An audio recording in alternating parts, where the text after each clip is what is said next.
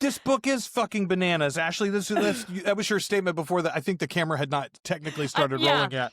It hadn't. I was musing to myself. We've got a pile of feedback from our listeners, and it's all real good. I want to talk about that. We've got a great episode of Welcome to Derry to talk about the finale for season 1. We're going to talk about that in the Afterlife segment. So this is going to be a long recording already because I, again, don't know how to break up books for audio episodes, apparently, for you all. I really should have done the chapters a little differently. Well, and we got a big chunk here. Well, according to like my progress, I'm like 75% of the way through the book. I'm like, what are we going to have 10 pages for this last episode? Part 3 is going to be, so genuinely it is good that we're pushing off all the feedback, because part 3 and part 4, first of all, we will be talking a lot at that point about things that this season might come in, what things they might do from this storyline earlier on the TV series, for instance. I feel like there are a lot of things from what we're seeing here that are actually going to come up in the Queen of the Damned storyline on TV. Yeah.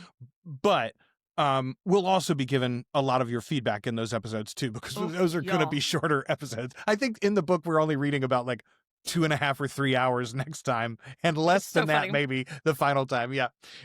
Okay. Before we start this episode properly though, in case there are any of you that listen to our content or watch our content and think to yourselves, aghastly whenever we mention politics, I want to state clearly up here at the top, and I know some of you live in a part of the world where insane things aren't happening, and you think to yourself, I come here for vampires.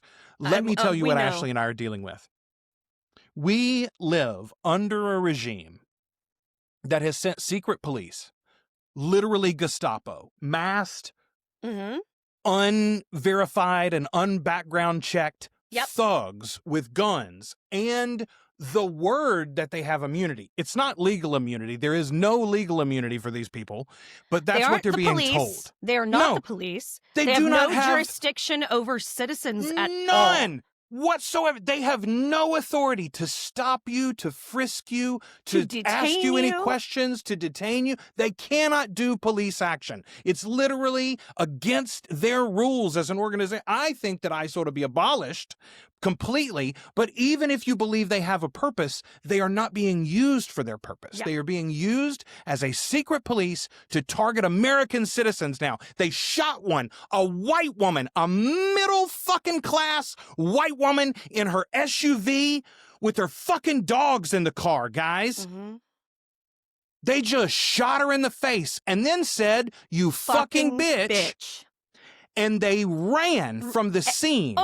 And also refused to allow medical attention to be served to this woman who was bleeding out and was, clearly not going to live. But there was a doctor on the scene trying to go to her to render aid, and they would not allow him past. Y'all, we officially don't do business with Hilton. I'll tell you that. The Hilton chain had an opportunity to stand up. One local franchisee said no to ICE and was canceling contracts, was canceling agreements and reservations. And the Hilton franchise overall, the company said, that franchisee doesn't speak for us. Well, I speak for me. Fuck you, Hilton. Fuck you, Hilton. Fuck you, J.D. Vance. Fuck you, Donald J. Goddamn Trump. Fuck you, Stephen Miller. Fuck you, ICE. Fuck you, Mike Johnson, especially in the 4th District here in Louisiana. Conrad Cable for Congress, by the way. The farmer from Farmville's running against that motherfucker. And if y'all don't go and vote for him, Conrad for Congress, if you got $5, you send it to Conrad. He's a buddy of mine. He's a good guy. He does not want this job. Nobody wants to be in fucking government, people. Nobody wants to serve the public on a day-to-day basis. We all just trying to get out here and pay our mortgages and our rent. But trying to fucking live. It's time. I don't want to talk about this shit. I don't want to fight anybody. I don't want to march. I'm going, as you're hearing this or seeing this, I've already done it, but as we're recording it tomorrow, I'm going to go spend an hour or so on a bridge in Ruston doing a silent get out the ICE, get out forever or whatever. I don't even know the name of it. We're going to go do a silent vigil tomorrow. And it's like, y'all, it's crazy making. We all saw that video. We saw that man murder that woman in cold blood. And then we watched the vice president of the United States get on a stage and say that we didn't see that. See what we saw. That she was running him over Anyway, y'all, I'm so much madder than I thought I was going to get. I thought I was going to do this very even-handedly. Well, I'm not even-handed. It's hard. It's hard to focus on fun stuff. It's hard to focus on our imaginary worlds that we love so much when our real world is burning the fuck down around us. Our friends and neighbors are being targeted. And not just that, we're being targeted. We're because past here's the point thing, of... y'all. If ICE is in my neighborhood, I'm going to be out on my sidewalk with a fucking whistle. So if you think that showing up to a protest or showing up to an unlawful, unconstitutional, fucking federal police activity, if you think I wouldn't be there, you're crazy. And also, like, if you think what happened to her is okay, then that means you think that should happen to me. And that's really where I've drawn the line in the sand with this. It's like if you think that about people like her, you think that about me, because I am people like her. Joel is people like her. We are people like her. We will be on our sidewalks with our whistles for our neighbors and our communities. We have fought so hard to build beautiful communities around us, and fuck anyone. 8 different ways to Sunday. If you think that I'm not gonna stand up and speak out. We did a wee little platform here, but by God, I don't want anyone to not understand where the fuck I stand. Yeah. I'm gonna stand on top of it and tell them exactly what the fuck I think. Yes, absolutely. Yeah, that's where we are, y'all. We're the only ones that can change it. There's a lot of you that listen in the States. The vast majority of you are from the United States. Not all of you are from South Louisiana and Arkansas, like me and Ashley. But they're targeting everywhere, y'all. This happened in Minneapolis. Like this, it's not. Anyway, listen. It matters. It matters that you get active. Whatever you can do in your own little corner, and I do understand everybody wants to stay safe. But there will come a time when this is over, and your children and your grandchildren and your great-grandchildren will wonder, and they will ask what the fuck you did. Go ahead and start writing some things down. Go ahead and start putting some things on that list that you did when we were needed.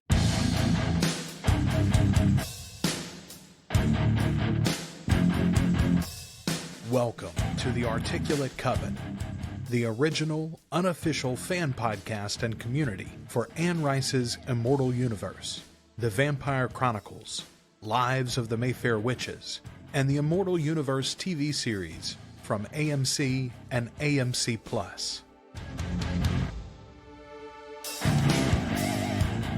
The Articulate Coven is Ashley and Joel, but it's supported by listeners just like you. Find out more at articulatecoven.com/join. I was telling Ashley before we got started today, I watched The Post, the movie, Steven Spielberg movie with Meryl Streep and Tom Hanks. We're about to watch what is the spiritual sequel to that, I guess, even though it came out a long time before, All the President's Men. Journalism is under attack. The free press is under attack. Our freedom of speech is under attack. The idea that this woman was doing something illegal and worthy of execution because she was just of a different mindset. She literally, there's video of the cop, he's not a cop. There's video of this fucking ICE agent filming while he kills this woman, and she's smiling at him and saying, I'm not mad at you. No, he's walking around filming her license plate. Yeah, they're threatening filming her. her vehicle, filming her license plate. They're being very intimidating, but she's being like, no, I understand. You're doing what you have to do. I'm here doing what I have to do. I'm doing what I have to do. Exactly, y'all. Exactly. Yeah. Sometimes, anyway, listen, sometimes we have to throw ourselves on the machinery. And we are very, very dangerously fucking close to exactly that. So everything you can do other than literally grinding the gears to a halt. I mean, we're so far I've said it on the show before already. We're so far beyond the need for a general strike. That's what should have happened. It should have happened a long time ago. We're never going to do that, probably. No. But yeah, listen, I never dreamed it would get this bad this fast. I mean, the execution of citizens. It's relentless. It's just on relentless. Top of the illegal and unconstitutional wars, on top of thumbing their nose at any legal checks and balances, and the leader of Congress saying, you know what, I love that unitary executive theory. Let's give all the power to the president. Anyway, y'all, someday we will fix this. And by God, the folks of you, any of y'all that happen to be listening this far in that don't like what we're saying, oh, you are going to hate what we do when we get back in charge. I said, my father-in-law, he's going to be so unhappy when I give him universal health care. Woo! Okay. Ooh. You know what, though? I have family that hates me, and that's cool. We're dealing with that. But I'm Facebook friends with my father's cousin, and she's wonderful, and she's very of our ilk. But I had it really out with some of my family this week. It was not pretty, but she made sure she shot me a message and was like, I love you, and I am really proud of you, and I know your daddy would be proud of you. And my dad marched in civil rights protests, and for her to say that really meant so much to me, because I know I don't have a lot of people in my family who are proud of me right now, but I'm proud of myself, and I'm proud of us. So we keep doing the thing. We're not broken. We are not broken. We are who they grew us to be, Ashley. Yeah. That's the thing. That's the thing that breaks my heart so often is I'm like, y'all made me this way. Y'all sat me down and showed me fucking we were lusting over the Disney Robin Hood characters this week in the chat thread. Y'all showed me Robin Hood. Y'all showed me what it was like to live under an unjust ruler and what you're supposed to do when the lesser people among you are oppressed. You sent me to Sunday school for a long time, and you told me what to do. And so the fact that I listened is your fault, man. It's your fault. Yep. Anyway, we're going to keep doing what we're supposed to do, no matter what they think they're in charge of. And I'm telling you, you need to get out there and active. If you're listening to this and you are in the United States, you've got a representative, you've got a senator, you can call those people, you can write those people, you can bug the fuck out of them. If they're over the age of 65, you ought to tell them to get off the fucking bench, or get on the bench, I should say, and go ahead and enjoy their retirement. And put some new blood in there. We're going to pay for it anyway. You might as well take it now. Hey, ain't that the truth? I want all of them to take their pensions, Ashley. I really do. Anyway, all right. Okay. It's going to be okay. It's going to be okay. You know what was the best balm for my soul was sitting down after this absolute shit heap of a week that I've had and popping open my Kindle and reading this fucking book, because I was immediately, I had been dissociating on the couch for most of the week, so I hadn't done my reading. But I really, really, it was such a cool escape, and I was so grateful to have it. This is such a good book, y'all. It is genuinely. I saw somebody in the group this week say that they think it's their third favorite of the Vampire Chronicles. And my guess is probably it's like TVL Interview or maybe Queen of the Damned as their top two, and then this one would be right behind it. That tends to be the first three are the ones that everybody loves the most as a general rule. Sorry, I've got something in my eye from you crying. Feel free. I found a poem I wrote like 12 years ago today, which I'm going to record and make a video of later. And every time I've tried, I have cried doing it, because it's this weird little thing I wrote in the morning about the girls being little. Man, such a great book, though. So many interesting characters introduced here. It's a little too much. We said this about, I think, Blood Canticle or Blackwood Farm. Like, seems like Anne had like 3 different books that she wanted to write, and she put them all in one. This does occasionally feel like that. There is so much information in this section. Like, I mean, so many huge revelations. Real downloads. So, like there's so much shit that goes down. And it's like, it's a lot to take in all at once. And it does sort of feel a little overloaded. You know what I mean? Like, what's going to happen at the end of this book? So let's start with, and I think it was, who was it? Jolie in the Facebook group said that Everard's her new favorite character. Everard here. We meet him to open this section. Like him a lot.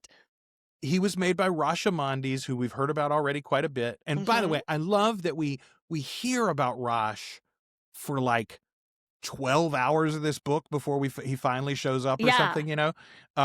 He's obviously a major player in the story and a major character in the franchise overall. I love, though, that we hear about him almost exclusively from his beloveds, right? We hear about him basically only in praise from people who owe him their lives, owe him their immortality, whatever. Everard being one of those. So he was made by Rashomon, stolen from him by the children of Satan in Paris, and he was sent to see what had happened in Rome. He was the one, Everard was the one that Armand sent to Rome to find out why they hadn't heard anything in so long. I love it. He gets there. He finds Santino is living the high life and everybody else is gone, basically. And he's like, oh, well, shit, I'll sneak away then, actually. That's what I'm going to do. This doesn't sound like a bad situation you have for yourself here. Works out very well for me. You know? Okay. Yeah. Everard is not a new creation entirely. He was mentioned briefly in Blood and Gold by Marius, and he is so upset because Marius described him as a dusty bitch, basically. Yeah, he basically is like this dusty lace dusty. Everard's like, I would never, if I ever met Marius, I would slap his face. I think so many of us would like to slap Marius in the face. Yes, very, very much so. Okay, so Everard finds, or rather is found by, an ancient vampire and 2 ghosts. The ghosts are fully clothed in particles. They've pulled particles to themselves and have created bodies. Yeah. Even clothes. In fact, they're wearing clothes that are made of particles. That are ghost clothes. Yeah. Everard says that he sees ghosts all the time. Not like this, though. Generally, they are phantoms. Yeah. Yeah. Okay. It's weird because Lestat later mentions that he's seen a lot of ghosts, too. But correct me if I'm wrong. Haven't they basically all said that, like, as a rule, we don't... Like, Maharet doesn't see spirits after she's turned. Even though she's a powerful medium. I feel like that's almost. I feel like it's even said maybe in one of the earlier books. You know, it's like David has seen a few ghosts, and it's sort of weird that he does. Yeah, they talk about it. Okay. The whole point of the Vittorio the Vampire book is that he sees spirits, and it's kind of it's kind of strange that vampires can see. Meanwhile, all these fuckers are seeing these dudes. But I love that Anne's just like, no, a bunch of them do, actually. They just don't talk to each other about it. They don't talk about it. They don't talk about it. It's not like dinner table discussion, you know? So he's scared of this trio. He's very nervous about who they are and what they want, particularly because he assumes this ancient vampire is going to burn him up. Right. Things aren't going well for everyone right now. He still has time to throw shade at Marius, though. He says, like that contemptible, condescending Marius. I'm like, I love it. I love it. It's one more hatred as I die. Yeah, one last thought for that sumbitch. So, okay, it's mentioned here that it is very common for vampires, especially elders, to meet each other by holding their shoulders with, like, you put their hand on the other person's shoulder, like which kind is of so like funny. Because we've talked about this specifically. Our old teacher, Mark Gwynn, does it. And I realized one day he's testing your body. He's seeing your body posture and your readiness if you're a possible threat. Vampires are going, I don't know, you gonna kill me? What's your deal? Are you stoned yet? And also, how squishy are you? Like, yeah, exactly. Could I punch through your chest? Could I punch through your? Can you punch through mine? Very important questions. Very important questions. My name is Teskamon. I was a servant of the mother. This is the god of the grove. This is the maker of Marius. This is the ancient vampire with the 2 ghosts. This is fucking crazy. Like, all of these characters that we thought were either done. I mean, hell, it happens so many times. Characters we think are dead, that we have seen burn. And they aren't actually, no, they're just fine. They had a rough time on their way back, but boy, they're thriving now. Okay. Slight spoiler, I suppose, but I will just say, I do think Anne is very early in this novel, and then again throughout it, making sure we understand what we have believed to be the finality of various ends for vampires Mhm. is in fact not finality. They were just too dumb to know how to fix it. And so often again, I think we've already learned with Armand, and we talked about it, I think, at the time, like, they probably could have saved Claudia and Madeline if they had known what to do and if Armand would have been willing to do it, right? Like, Yeah. Lestat might not have been, well, Lestat was injured at the time. Louis definitely couldn't have done it at the time. He had already killed the rest of the Coven, but Right. you call in an elder, you bring in one of these ancients, and it would have been no problem. You would just covered that little sunlit tunnel full of blood, and boom, all of a sudden you got a Claudia back. Fucking restorative power of vampiric blood. I know, right? But it is so interesting to me that she's just literally like, hey, actually, none of it's final, probably, if you don't really want it to be. Like, think about the possibilities.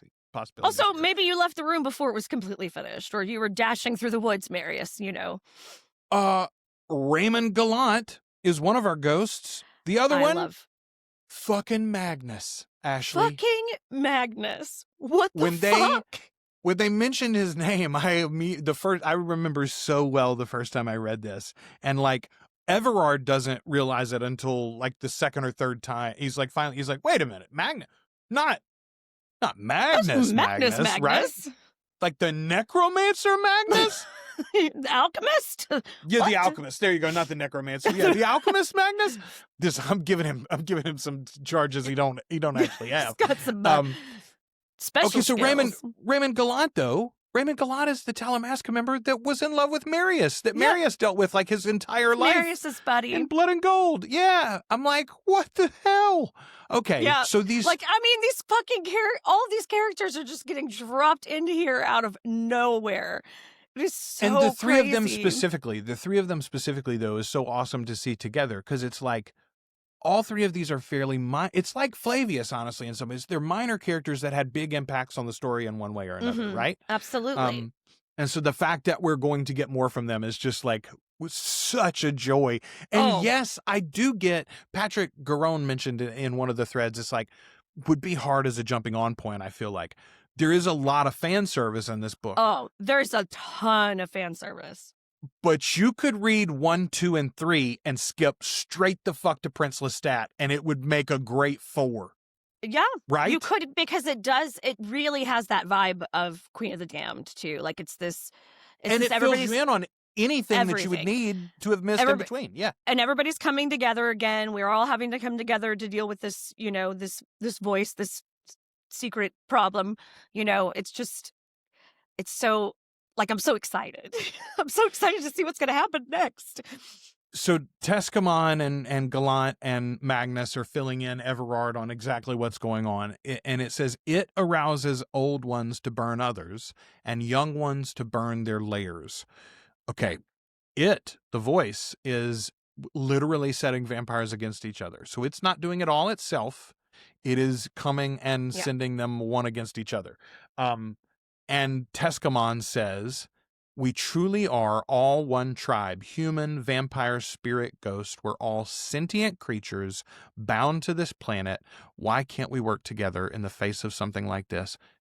And boy, in light of our opening, you know what occurred to me, Ashley? I don't think we ever opened the show. Oh. We are the Articulate Coven. You know that already. There 23 minutes in. Yeah. I put the intro in already, I can promise you, so it's fine. But that's it, y'all. Like, we are... I don't care whether you like me. I don't care whether you agree with my opinion on how we ought to divvy up tax money.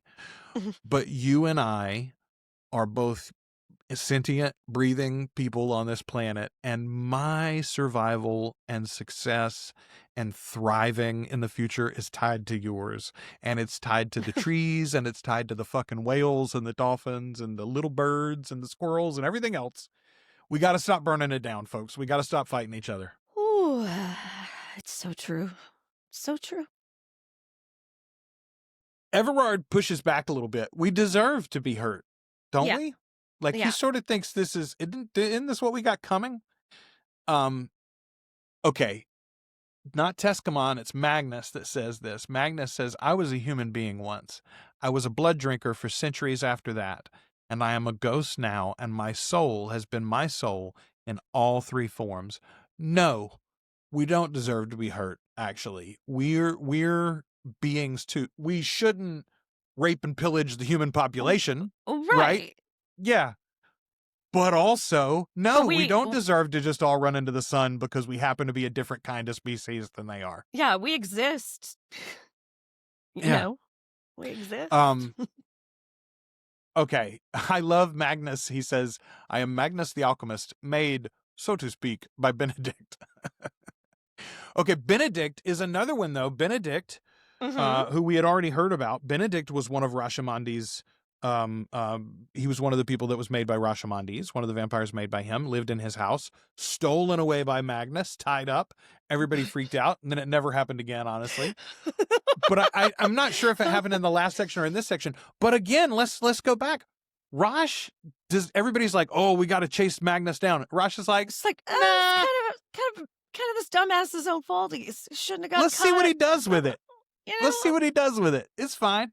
I'm glad he took Benedict instead of one of these stronger vampires. Yeah, let him cook. Exactly. It's fascinating to me. Okay, and so you see me as I always wanted to look. Magnus isn't malformed, right? Magnus, as we knew him, he had a hunchback, and he's a deformed. He's literally like Igor in the castle, except also he's a 600-year-old vampire when we meet him. Not so much anymore. He's a pretty fella. Kind of looks a little like Lestat a little bit, I think. A little like Lestat. He doesn't make himself quite as tall. No, exactly. Okay, the voice speaks of unendurable pain and near blindness. He's helpless on his own. That's what Everard says. Or no, excuse me, I think that's Tescamon that says it. Everard is ashamed that he only really learned about his powers through the Vampire Chronicles, and he's been practicing them since he read them. Yeah, he didn't know he had the cloud gift or the fire gift. A lot of them don't know. Like, that's the thing. I mean, hell, you could be a vampire for a really long time, and you had a shitty teacher, and you don't know. You don't know what you can do. What kills me is later in the book, when we meet Gabrielle for the first time in this novel, Lestat tells her, he's like, hey, bitch, you know you can fly now, right? It's so funny. She's like, no, I can't. He's like, yeah, you can. Yeah, you can, Mom. He's like, what if I dropped you? You'd fly then. Fucking really, really stable relationship between these two. So yeah, here's the note that I have. Rashamondi's fell in love with Magnus a little bit from afar and didn't chase him down. He's like, you know what? It's kind of cool, actually. Let's see what he does with it. And it turns out Rosh is a little bit of an admirer of Lestat's. In fact, he's like, this little Magnus thing turned out okay, actually. See, this experiment went fine. Yeah. Now we all have a new ghost friend. These three give Everard a business card. I love the fact that the ancient vampire and the two ghosts have a business card. Yes. I feel like this is around the time that I was like, oh, I think I know what the voice is. You got it around here? I think it's around here. So Everard's like, okay, yeah, but what am I supposed to do now? And they're like, you go to New York. Everybody's going to New York. If there's going to be a coming together, and there is, Benji will give the word. That's right, folks. You're only going to hear about the convergence on the podcast. So you motherfuckers better stay tuned. We're coming together. That's right. You're going to hear about it right here. Okay. Everard says, you make me think of better times. When Rashamondi's was, and he stops, and he says, before the children of Satan destroyed his castle. All right, at this point, did you think Rosh was dead? No. I assume they were talking about him too much for him to actually have been gone, right? Yeah. Well, and yes, because he's getting name dropped, like, all over the fucking place.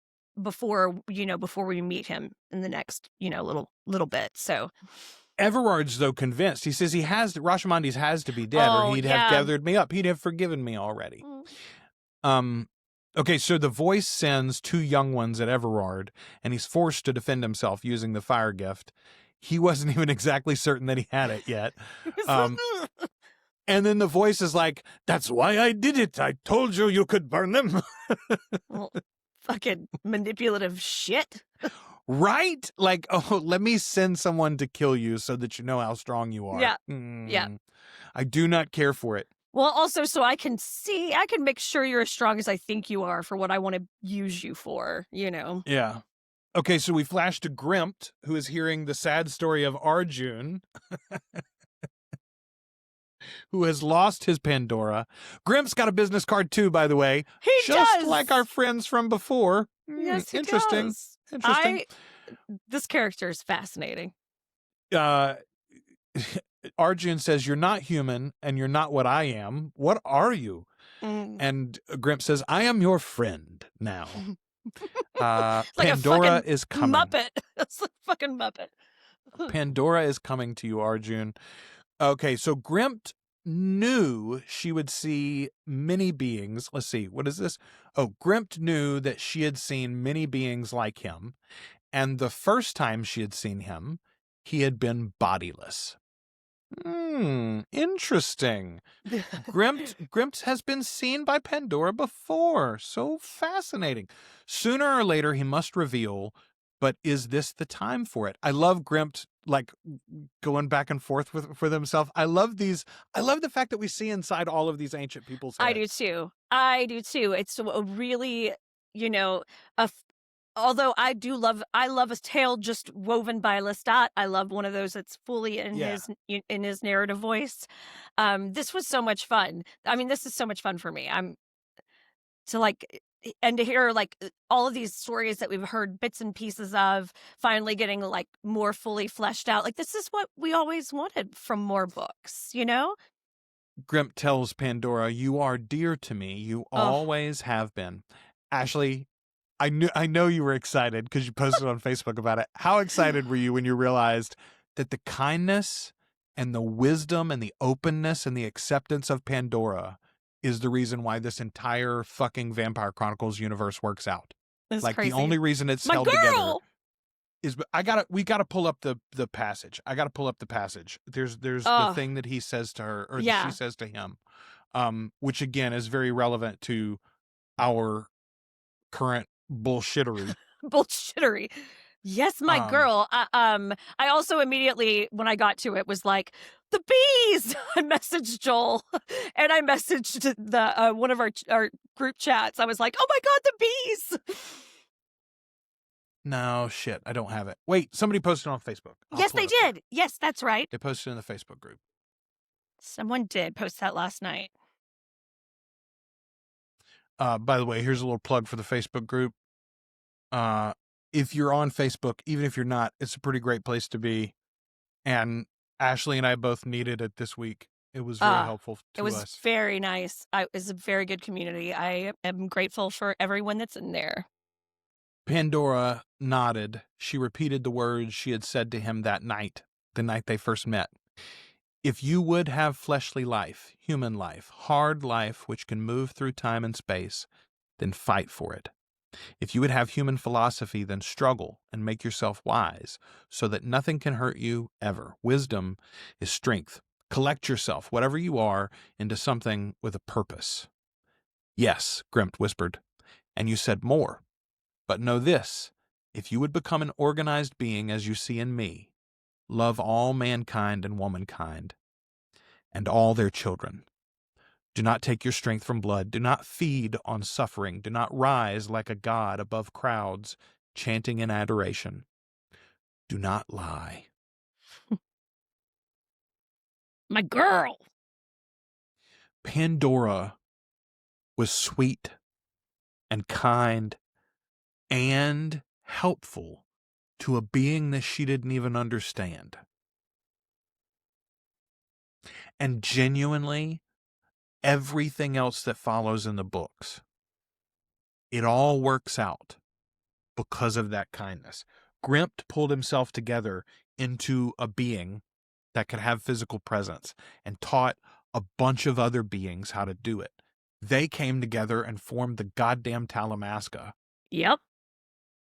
who saved the world. Crazy. Who saved the world time and time again in ways that even our own characters don't understand. Anyway, kindness, y'all. One of my favorite things about that silly-ass Guardians of the Galaxy franchise is that effectively all the battles come down to friendship, right? The great big battles, it's not shooting space lasers, although they do that too. It's holding hands at the end of the first one, right? It's forgiving yourself and not giving into vengeance in the second one, it's whatever. Anyway. Yeah, man, I liked it when I read it the first time. Oh. And I've been so excited for you to get there and unlock this whole thing. You guys, you can't. I mean, if you've listened to us, I rant and rave and adore about how much I adore Pandora. Like, she's my fucking girl. It's my favorite character in the whole mess of it. And I feel so vindicated. I'm like, I was right. My bitch was something special. I'm so glad it wasn't Marius.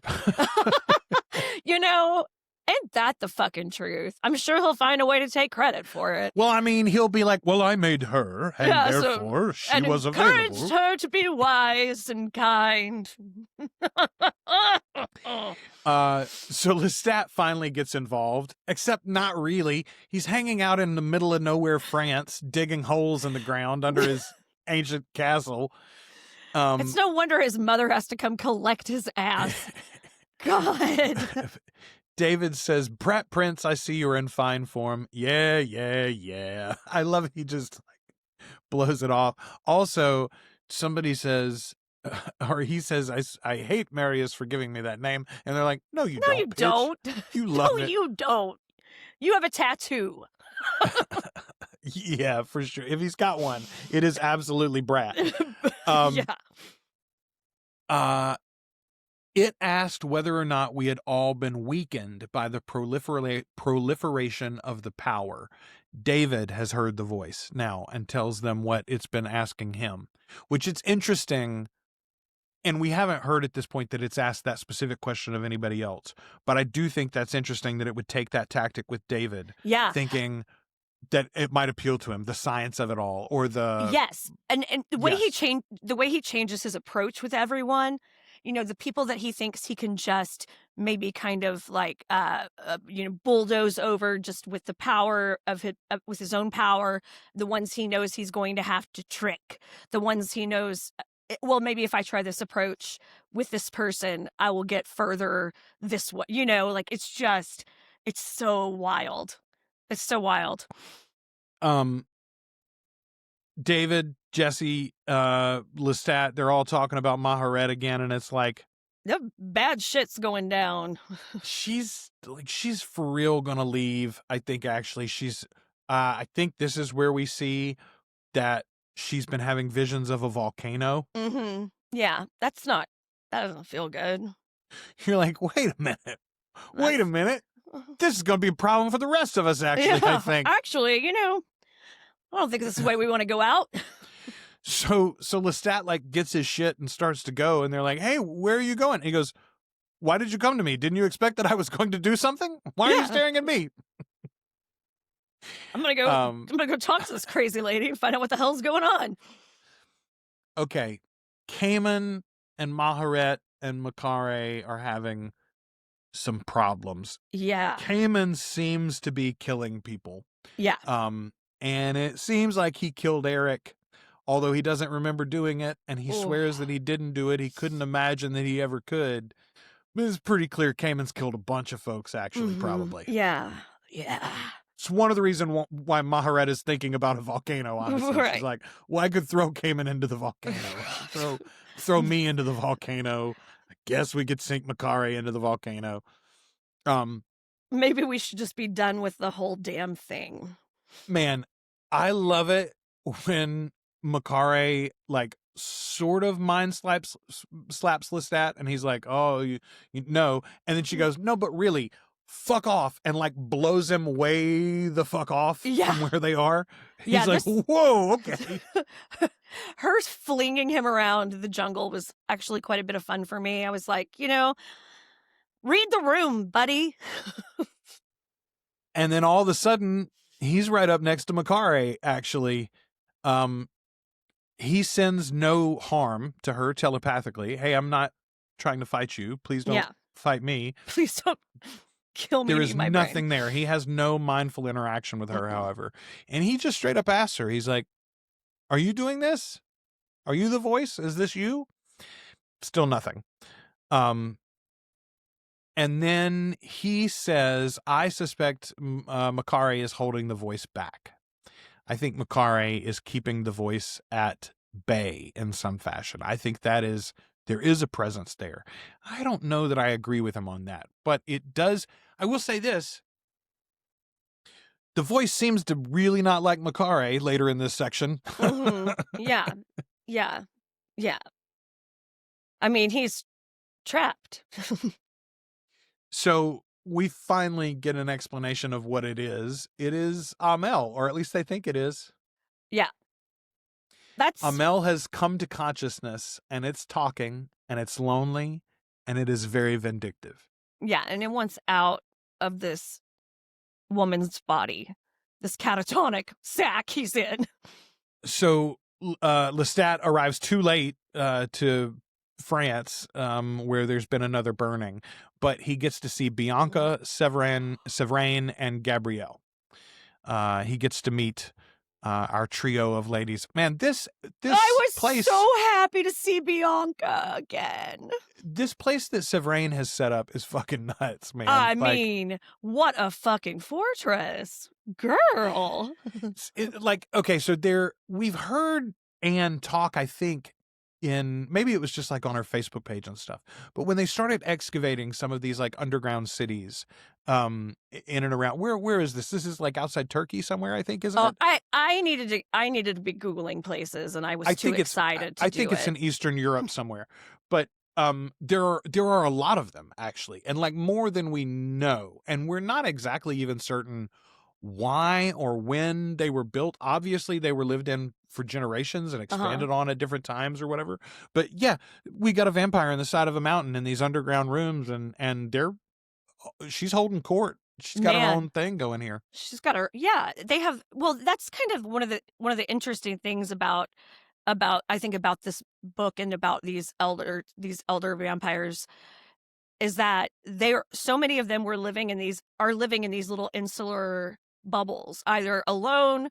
or with like or they've made their own little coven, but all the old fuckers are like just trying to like exist in their own fucking like, everything's fine with me. I don't really need to hear about anybody's problems. You know what I mean? Yeah. I mean, Ashley, genuinely, if you had fuck off money, wouldn't you go just fuck off? I mean, like if I had fuck off money, y'all might not hear from me. I definitely wouldn't take a vacation. Yeah, man, I would, like a permanent one somewhere. You might hear from me because the internet exists, I guess, but like you wouldn't know where the fuck I am probably. Yeah. And I wouldn't worry about my neighbors on a day-to-day basis. Like, anyway, yeah, I think this is very much realistic. If you have unlimited resources and unlimited time, yeah, you do build a castle in the middle of nowhere and keep like 5 of the people that you love around and nobody fucking else. This is a much better existence than wandering around with Daniel painting flowers and burnt out buildings. Marius. Like, God. Speaking of Marius, you can eke out a better existence, bud.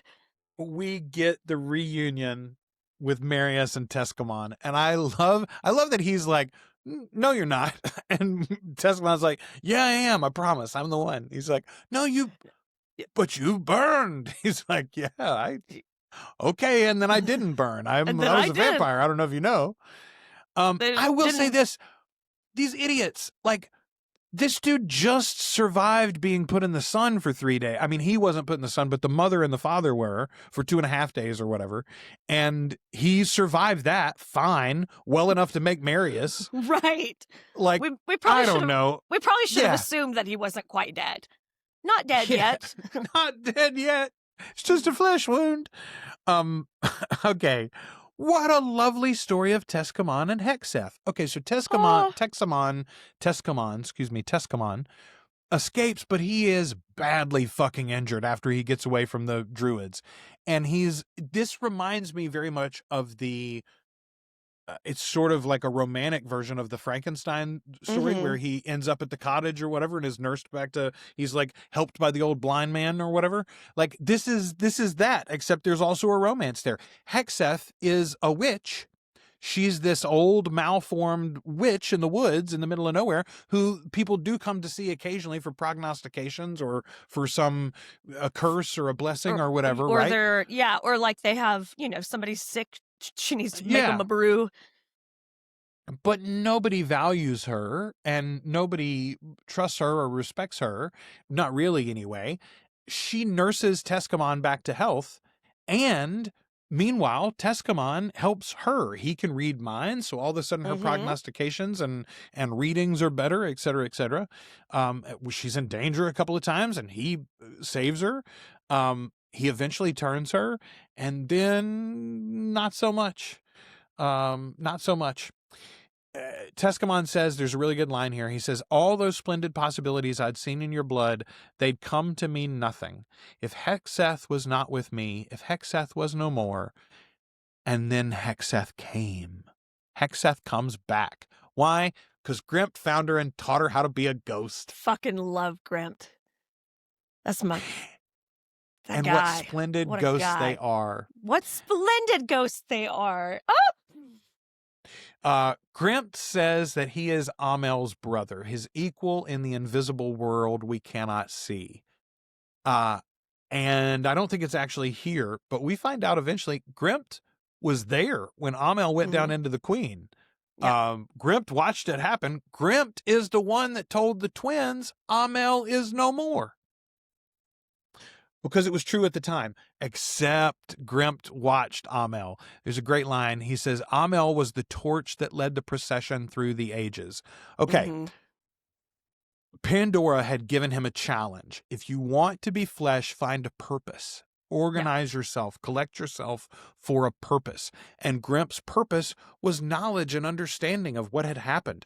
This Amel had done the unthinkable and the unimaginable and the desirable for Grimpt and Amel and others like him. He had become flesh, and yet Grimpt knew from very early on Amel didn't have consciousness all the time. It wasn't the spirit world or the physical world that he wanted.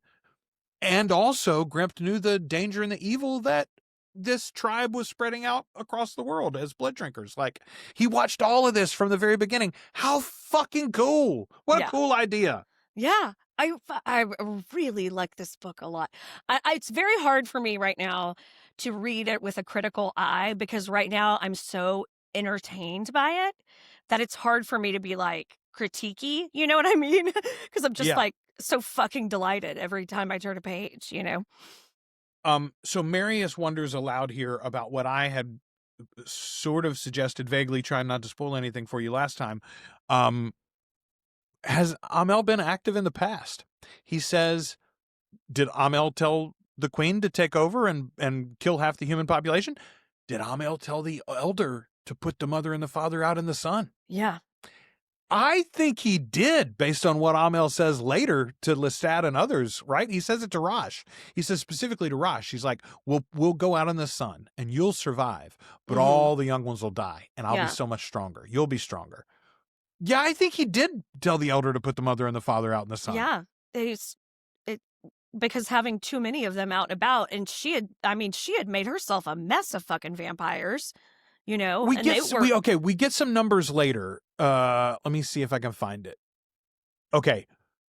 I think this is Seth and Fareed that are saying this. They estimate that there were about 5,000 vampires at most before this current situation, which makes me wonder, okay, the mother killed a bunch though too. So how many were there in 93 before Queen of the Damned or whatever takes place, or 92 before Queen of the Damned takes place? My guess is it was probably up to about that. It was probably about 5,000, 5 or 6 grand. Like they hit a fucking threshold and then he has to wipe some out. And he's like, because actually, no, in fact, yes, there's too many. Got too many babies out there running around. There were about 5,000. They think they're down to below 1,000 at that point in the book. Seth and Fareed think so. They think they're about 30. They think they're about 30 ancients. Most of those are descended from kings or from queen's blood, not the first brood. And he thinks there are about 100 powerful, clever ones like Armand and Louis and Lestat that are younger. You got like 30 ancients that could survive and get serious about shit. You got about 100 younger ones that are also powerful enough or smart enough to maybe get by. And that's the real core. The rest of these are going to burn up if we have another problem. Yeah. That's genuinely, and they sort of ponder it, Liz. They're like, are we a species that could be extinct? Like, could we go extinct? Is that a thing we could do? I don't know. Well, they seem to be on some sick cycle of genocide. Yeah, right? So Amiee, they believe anyway, Amiee was never truly unaware, but not consciously aware all throughout the ages. Right. It was there and sort of like waking up from time to time and going back into these cycles of drifting through itself, I guess. It's so weird to think about it as like a hive mind parasite that's also attached to individuals, like it's crazy. It is really interesting to look at all of this from like the scientific side of it. I'm really enjoying that piece of it. Something I really enjoyed in the Mayfair books too is that the glimpses into like the DNA of it all. I enjoyed all of that so much. So this is really, really striking a good chord for me. I love when they separate and Tescamon sends everybody to New York. He's like, everybody's got to go to New York. They've all got to come together. And Marius says, are you not one of us? I am, and I am not. Tescamon is true fucking Talamasca. He's like, I got to ride with my folks, actually. Yeah. Yeah. I love it. He tells them, too, he says, we've never really been your enemy. Yeah. The Talamasca has always been there, honestly, helping as much as they could. They just had their rules for it. Okay. Rashamondes we finally meet. And Rosh basically loves everybody except Armand. Armand's the one that he's like, fuck Armand. That guy. You know what? If I see that guy, I might fucking kill him. Fucking hate that guy. And messy vampires. He specifically says, absolutely disgusting vampires who spilled blood on their clothes, either from tears or their victims. Nothing so revolted Rashamondes about fictive and film vampires as their utter and unrealistic sloppiness. I love it.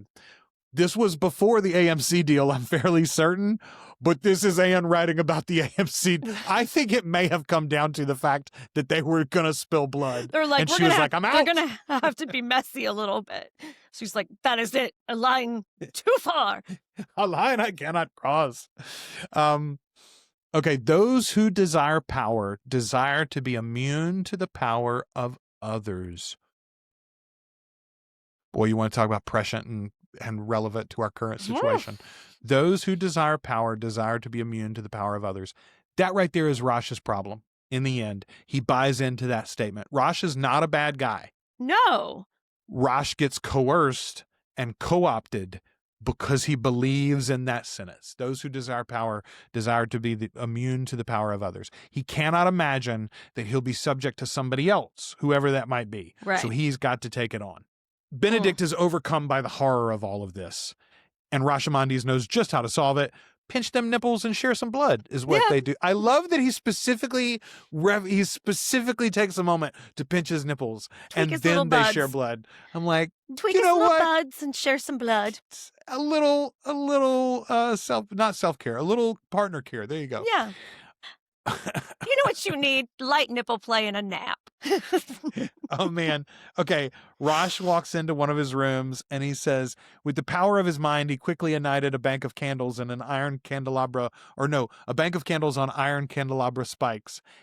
And I immediately figured out why I like the Amazon Alexa so much, Ashley. It's because I can walk into a room, turn on the lights with my mind. Makes you feel fucking magic. Yeah, I'm a Jedi. I'm a vampire. It's my fire gift. Okay, I love that he can't. Is it here where he's like, I've never been able to, use my power to blow out candles, so I have to. Yes, no, So he has to funny. actually blow them love out. that. I do too. I love that little detail. So Rosh is 1,000 years younger than Akasha and Maharet, Cayman, and Seth. He is not in this first round. He came up. The queen was already silent, I think, by the time Rashomondis comes around. Okay, Rosh is talking about the old times, and he says there need be only one woman. Why would anyone dare make a blood drinker of a woman? He was talking about this queen's blood. They only ever made men. They only ever made soldiers, basically. Yeah, they did not make pretty lady vampires.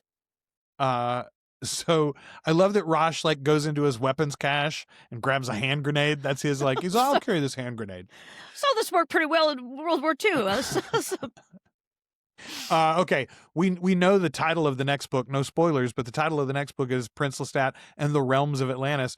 Rosh wonders here if they need to just build underwater sanctuaries and remove themselves from the human population.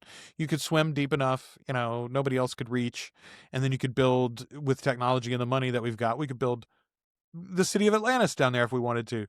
Or maybe, I love he also ponders, we could just destroy half the human population.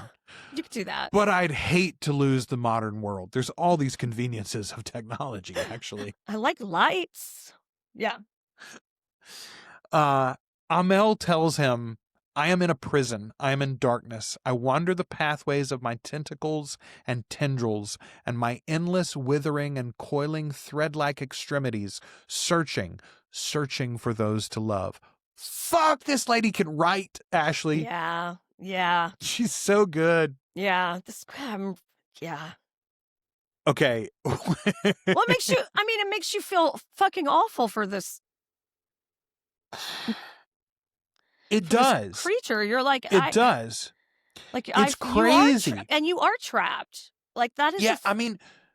It is one of those things where, and this is why I love how they've built Rosh so far, right? Like here, it was clear to me that he was going to be our combatant. He's the one that's going to get coerced, and we're going to end up having to face him in some way, even before the end of his chapter. But I'm like, man, it's great. You give me 10 hours of people loving him and respecting him and looking up to him and thanking him for everything that he did and how he was a benevolent ruler. Even when, even Armand, he never chased Armand down. He hated Armand for what his coven had done, but never was vengeful about it all these centuries, pursue any revenge against him.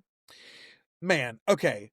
So Gabrielle shows up here to see Lestat in France and immediately starts bagging on him. Like, why have you done all him? this?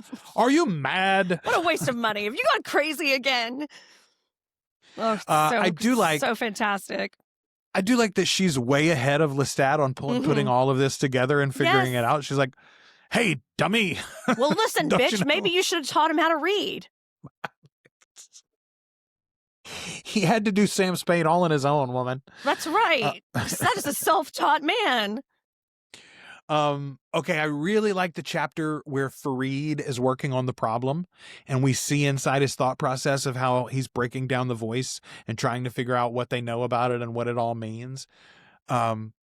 Victor comes and begs for the blood. He says, you've got to turn me and Rose. It's the only way that we're going to survive. Seth and Farid both agree. First of all, we can never do that until Lestat says yes. Yeah. Can you imagine? But also, oh my God. I am so, at this point when I'm reading it the first time especially, I am so anxious for how Lestat is going to react to them having Rose at all, to them having made Victor, like the whole thing. I'm like, oh, this is going to be weird. But also, Seth and Farid make a good point, sort of. They're like, if we turn you, you'll be baby vampires. Which means that the voice will he will make you burn each other, right? Yeah. Or you'll set your building on fire and then you'll both be dead. If you're human, he can't get to you. Or when the shit really hits the fan, if there's a battle, your ass is grass, Yeah, yeah. I was like, but they're so fucking fragile though. As humans. I was very much like, sweet, soft little flesh bags.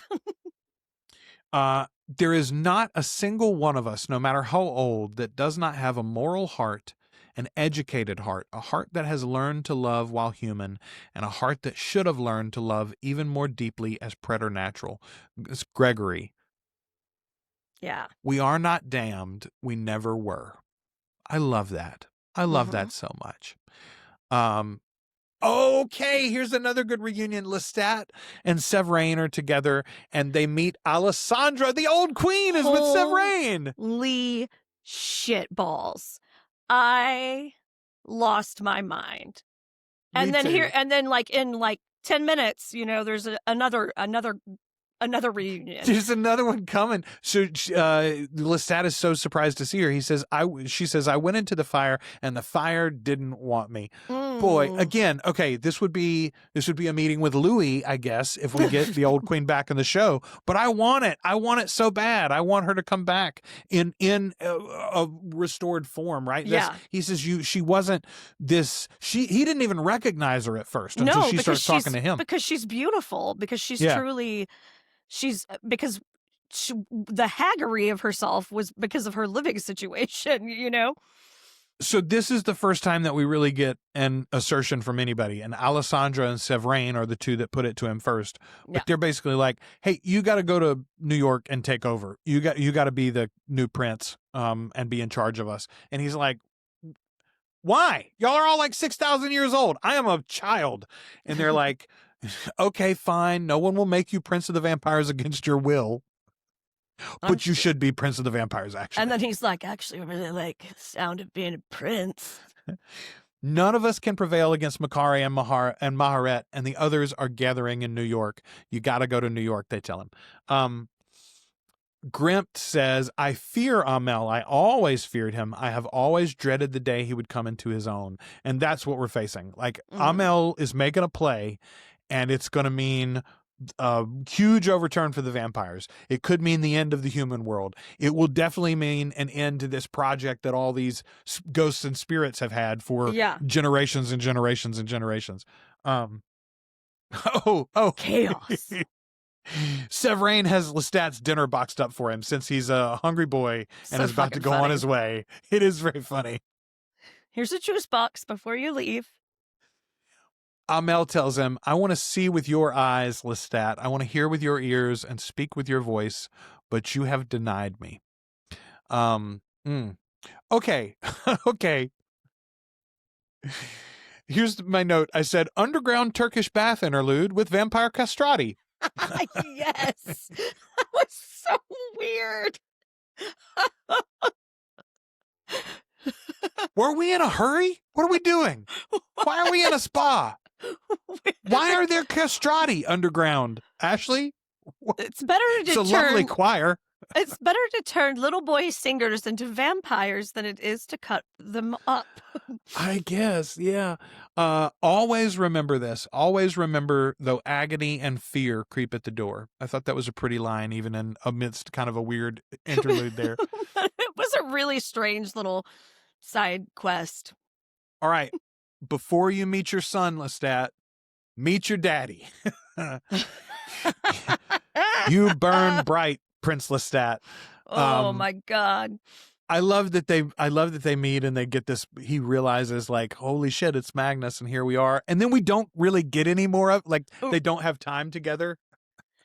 Right. I feel like we we got that's shit gonna, to do. Yeah, I feel like that's going to be my problem with this book in general, is that we've shoved so many people into this all together that I'm never going to get exactly what I want out of any of the interactions. Rosh couldn't believe the voice. The voice was a conniver and a child. But it says, I will make you the monarch of the tribe. Don't you see what I'm offering you? And this is when he says, you'll go into the sun and you're strong enough to survive it, but so many others will have died, mercifully died. They've stretched Amiee too thin. Multiple times in history this has happened. Rosh knew this. He had been burned a shining mahogany brown. If he had had the will to leave the parents in the sun 3 days, the elder, they mean, Rosh would have been destroyed then too. Rosh doesn't exactly want to do this. He hates the voice a little bit. Yeah. But he is also tempted by being in charge. It's just what we said earlier. He thinks everyone else is a worse option. Well, and again, Amell's taking the right approach with this guy, yeah, he knows exactly how to put it to you. Yeah. But they'll kill Benedict. Yeah. They'll kill your beloveds. You can be in charge, and then everybody's safe. And then Don't you know? It's protect. fine. You can protect everyone. So Rosh, he knows that he can't fight all of them. He can't go at Maharet and Makare and Cayman all together. But he can sneak in and kill Maharet. Ugh. Okay, he swung the head against the wall again and again, but he couldn't break the skull. Benedict ends up burning the head and stabbing it when Rosh sort of loses his nerve there. And then Rosh finally realizes what he's done. Yeah. And he can't do it to Makare. He says, I have done wrong. I have done unspeakable wrong. Mm-hmm. And then the voice comes at him, and and this is where I'm like, oh, I want to root for you a little bit, Rosh, but you're already on it. He doesn't tell the voice, I've done wrong, I can't do it. He says, I can't do it without help. Mm-hmm. I can't kill Makare alone, because what happens if I get halfway through and then I lose myself and then we both die because I can't get her brain in my face fast enough? Mm-hmm. Which Amiee calls him a coward. You're a miserable coward. And then Ashley, they lay up and wait for Cayman and kill. They just straight up murder Cayman. Yeah. Okay. This chapter is called Murder Most Foul, which is a Hamlet line. It's the ghost of the father telling Hamlet, a murder most foul. All of them are foul. This one, even more, the best murder is a foul thing. This murder was particularly foul because it was fratricide and it's, secret, et cetera, et cetera. It's also a really good Bob Dylan song, by the way. There's a Bob Dylan song about the Kennedy assassination called Murder Most Foul. It's terrible. This is a terrible chapter. I mean, it's great. It's well laid out, but you feel horrible. Oh, you feel dirty. Awful. Yeah, it is very, very bad. It is, and what a turn for that, what a shitty turn for that character. I mean, she laid it out really well, and it made you feel real fucking gross. And poor Benedict is like, God, he's never going to be the same again. That's gonna fucking... Benedict's ruined. Like that's another thing. I'm like, this is one of those, the line, what is it? Gain a man to gain the whole world and lose his soul or whatever. Like, what is it? Yeah. Anyway, that's what Rosh is doing here. Like, yes, you could become the monarch of the tribe. Maybe. First of all, they're all going to hate you. Now, they're all going to hate you for the way this happened. Yeah. And you've ruined. It's a coup. Like, everyone's getting together to have a conversation about it, and you knew that. Yeah, man. Yeah. He just, and then Amiee twists the knife a little further because he says, what I need is Dr. Farid to do this. I need Dr. Farid to help me. And he says, you know how you can make Dr. Farid do it? And Seth, too. Victor and Rose. They probably wouldn't do it for Rose alone, but you get both of them. They'll all do your bidding. Lestat will, too. They'll all do it. I'm going to guess Amiee and Rosh are wrong on that, honestly. I don't think they are going to do their bidding, but we about to see. Yeah. We about to see. Goodness gracious. It's choice. It's a choice. It's such a good book. It's such a good book. Is. I think when we get to the end of this one, I think this one may go probably number 4 on my list. I still think I go Vampire Lestat, Queen of the Damned, Tale of the Body Thief. But I think I might like this one more than Oh my Memlock gosh. even. We didn't talk about it, but the section where I can't remember who it is. My brain is so fried this week. The section of the book where someone has arrived in New York and has been welcomed in, and they're kind of going through the house, and we're sort of seeing everyone. Oh, it's Antoine. Antoine goes in and meets everybody. Oh, no. It's after that. Because Antoine's there playing with Sibel. Oh, when they do the dance. Yes. The vampire dance. Yes. I forgot all about that. Yes, there's even a line at the end of that a dance is a special thing. A vampiric dance is something else or something like that. Yeah, It was that whole section of just like getting to peek into all the different rooms where these vampires are meeting again for the first time and seeing each other. We get fucking Pandora and Flavius's reunion. Holy shit! You know, I forgot about that. You're right. Oh my God, there's so many good things in that. So many good little nuggets. It is one of the things, honestly, that makes me hold to the idea of an afterlife. Is I genuinely do think. I think there is a reunion. I think there is a coming together and an understanding, and that's what we get in that scene. And it really is lovely. In the middle of it is a little out of place if we want to pick nits, like the Turkish bath scene. It's like, hey, aren't we in crisis? Aren't we all under attack? Why are we throwing a dance party? Actually, right. But it was also nice to see them take that moment to enjoy something that's never happened before, you know? So many of them haven't seen each other for centuries. So many of them have never met, and yet they have these family trees in common. Yeah. That I know your story because of the books that we've all written, et cetera, et cetera. Like, yeah, it's a really, really cool fucking thing. Yeah. And as hurried as this book becomes in different places, I'm glad she did it. I'm glad she did those little scenes, honestly. Man, I'm eating this one up with a spoon. I hope you all are enjoying it as much as we are. Part 3, the full part 3 in the book next week. That'll be our homework. And we'll do part 4 as our final episode. Lots of your feedback along the way. Yeah, that's right. Much easier reading this week than last week. Yeah, this will be pretty quick. I almost kept going. I was like, no, you need to stop because you won't remember everything. That my thing was, if I read any more, then I would mush finish them the together. Book. Yeah. Exactly. Oh, yeah. So See, that's the other thing. Nope. That's why I've had to rewatch the Dairy episodes. All right. Speaking of, we're going to get into Welcome to Dairy episode 8 this evening in our Afterlife segment. What's an Afterlife segment, you say? Oh, patrons get exclusive, one extra segment of every episode. We try to keep it to 20 or 30 minutes, but realistically, they go a lot longer than that a lot of times. But you can get it. We had one that was an hour, yeah. But you can go and get those at articulatecoven.com/join. We've been covering the Welcome to Dairy season 1. We're going to do the It miniseries from the 90s next episode. And very then excited. we're probably, here's the question, patrons, and if you're not a patron, you don't get to answer this question, but patrons, tell us, do you want us, first of all, we're going to do an episode about Stranger Things. Yeah. But I was thinking that we might go into the Castle Rock, but the Castle Rock series on Hulu and talk about that episode to episode. However, lots of discussion about heated rivalries. The Canadian, hot Canadian show. Gay romance. Hockey. Hey, hot Let hockey. me tell you Canadian. something I found out today. There's a podcast I listen to that is about like the business of TV and streaming. And they were talking about heated rivalry. Neither one of the hosts on the episode had watched it yet, but it was on both of their lists to get to eventually. And they discussed the fact that one of the reasons they had it on their lists is because the creator of that show is the co-creator of Letterkenny. Oh, how fantastic. It's not Jacob. It's not the main guy, the guy that plays Shorzy and, Wayne on Letterkenny. It's the other guy. I think it's the guy who plays the preacher on Letterkenny. He was the one that like got hooked up with Jared Kelso to make that show from the beginning. So I'm assuming that's who they're talking about. Anyway, I'm excited to watch that show. You let us know. You want us to do Castle Rock yet next? You want us to do heated rivalries?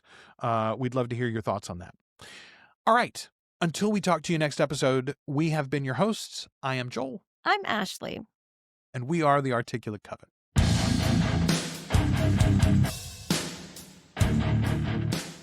Thank you for sharing this time with the Articulate Coven. Support the show as either a free or paid member at articulatecoven.com/join. You can also find us on YouTube, Spotify, and wherever you listen to podcasts. Find more from the Coven with our sister show, Flan Again, covering the works of Mike Flanagan.